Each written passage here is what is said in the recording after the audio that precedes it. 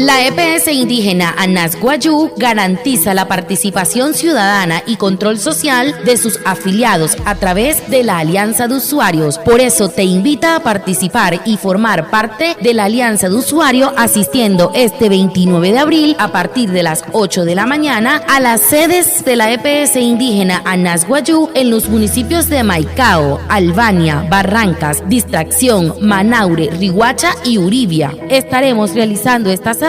para que usted elija a los integrantes de la nueva Junta Directiva de las Alianzas de Usuarios. Inscríbete en las oficinas de atención o escríbenos al correo info@epsianasguayu.com.